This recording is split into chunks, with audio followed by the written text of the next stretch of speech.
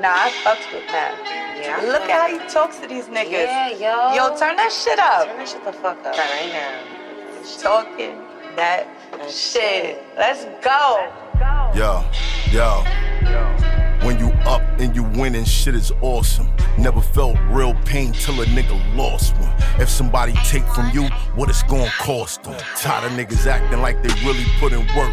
Hear the boss come, be yourself. It'll do you better in the long run than see yourself staring down the barrel of a long gun. Some rappers never had no street cred, so they bought some.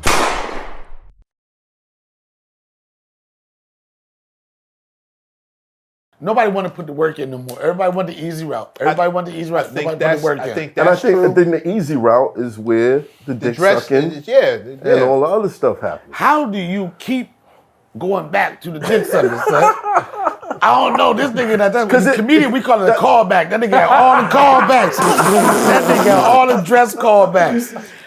No, because I think that's the thing that, okay, Cat Williams, why did this interview generate so much attention? Because he's exposing things that people have always had that fear of, oh, I think that's going on, I don't know. Right. All right, this guy's actually been inside. What did you see? And then he starts talking, and he's saying all these things, and some of these things are lining up, because according to Dave, he went on Oprah, and he said, yo, there is some weird obsession with these producers putting black men in dresses. But then you could do like, another example of that, you could do that, and guess what Dave did? Dave went to the country. Dave said, fuck Hollywood. Mm-hmm. They said that he had the option, and he chose when he was gonna come back out. He was been living that life, and that's what I say. Especially, you got certain people, and Cat, and it's on that level, it's like, Cat would do a tour, and nobody even know about the tour, but a certain amount of people. Mm-hmm. He'll do it every year. He'll do a tour. He can do a tour, and nobody know about it. So if that's the case, and you don't want to fuck with Hollywood, guess what?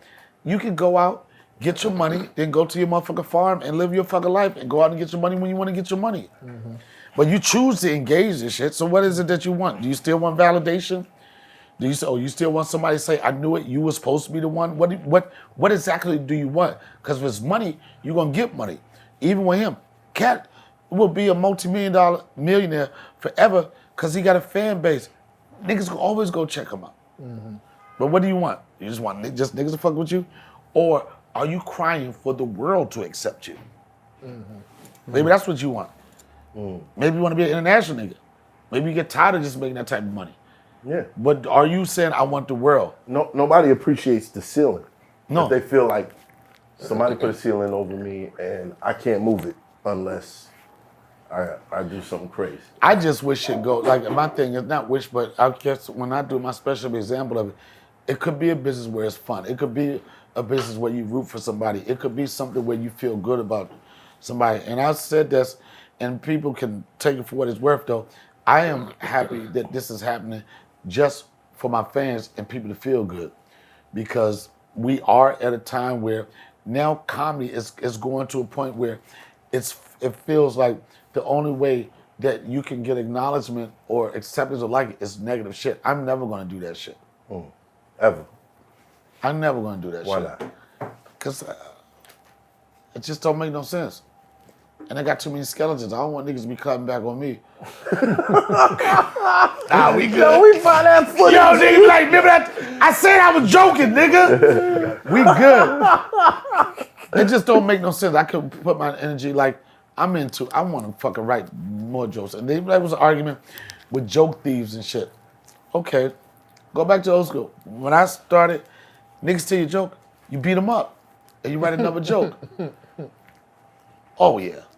It's like raps. It's like niggas steal your raps, nigga. Yeah, but then it's same shit. What if you vertically inclined, challenged, then the person stole your joke. When's the last time somebody got in a fight over a rap? Your ass, you know what I mean? Niggas get in fights over raps right now to this day. But they not putting it in the streets, they put it on the tweets. They want social media.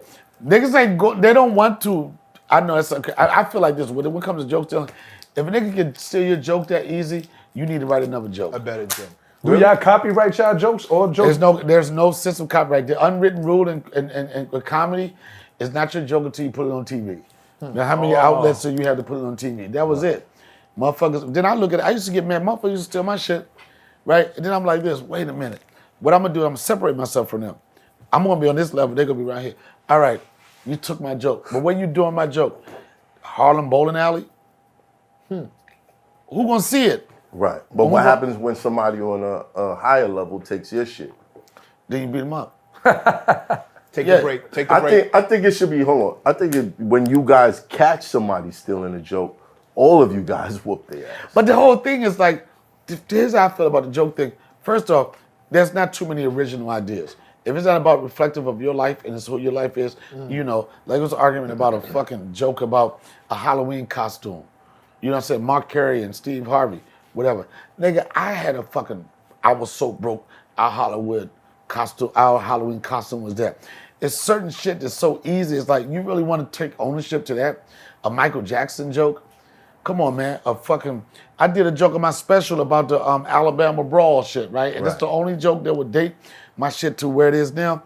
And every comedian I knew had a Alabama brawl joke. Yeah. But with me, I try to put on a twist where you can't do it. But if you're not writing shit as a comic, if you're not writing shit that's reflective of you and to your life, you can't steal a joke I got about me and my son, losing my son at a national park, and I was afraid that his baby mother was gonna finally have some shit to talk to me about. Right. You can't steal that shit. So if anything, I know it sounds crazy, it's a form of flattery, you know what I'm saying? And you write another joke. The top joke writers in Hollywood don't make money for one joke. They make money because they just keep writing jokes, keep writing jokes, keep writing jokes. Step your shit up. We're gonna take a 5-minute break. The worst thing you can tell a comedian, you ain't funny. Even with that what's the dude from Seinfeld? That Michael Richard. When they only showed the clip, right? When they showed that clip, I knew what happened. When they said he was saying the word nigga, I knew they cut around that shit, right? I knew that he was trying to explain something that was in context and out of context. Yeah. And I knew somebody said, you ain't funny.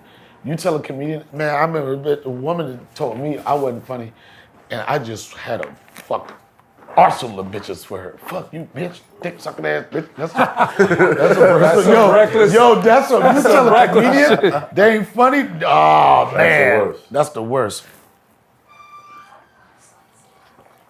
So what would be your advice to a Monique with the qualms that she's been making? I wouldn't have no advice. I would first off understand what she's talking about, because when a lot of shit was going on, like during the pandemic, when this shit was going on with her, she was going to do my podcast. My podcast wasn't doing numbers. She just said, Donnell, you understand me. Now, I'm saying my advice, but the thing, she's caught up in people celebrating and vindication right now. So she ain't going to back up. She is never going to say, well, maybe what if I had played this way? The people always tell her, there's no sense of accountability. There's no sense of accountability, you know? And accountability, not saying that you was wrong about anything, but you could always ask yourself, but if I had played it this way, what would have been happening? If I had done this way, what would have been happening? But it's just too many people celebrating on her being right. She's doing a victory lap. Monique is doing a victory lap, and it's well worth it. What the energy that she's brought to black people, particularly females being underpaid, it makes sense. With Taraji and her shit, it makes sense. But sometimes, you know, it's how you articulate your thoughts, how you communicate people. You won. You won all across the board. Now, the thing is, what's next? Where my dogs at? Yeah, welcome me back. Where my dogs at? Yeah, welcome me back. Where my dogs at? Yeah, welcome me back. It's 9 niggas single again. Yeah, I'm single. In the club tryna mingle. Fuck relationships cause a nigga never been full. Can't have just one like a Pringle. So I'ma keep it simple, listen here. Icy on my wrist aware. No guilt, I'm in the clear. Photos of my ex on my Instagram disappear. Single, in the club tryna mingle. Fuck relationships cause a nigga never been